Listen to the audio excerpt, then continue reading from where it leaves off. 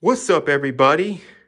Well, look what I have with me today. I have a Royal Everlast, and it's in good condition too. It's been here for the past 14 years, but I think it's older than 14 years. I think it's about 30-some years old. It's got a good handle spring on it. Now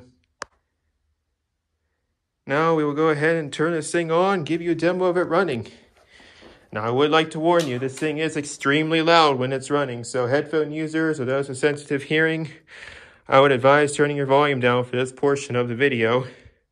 So, without further ado, let me just unlock this door here really quick. There we go. Without further ado, we will turn this thing on, give you a demo of it running, and you can hear this thing scream at the top of its lungs in 5, 4, 3, 2, 1, blast off.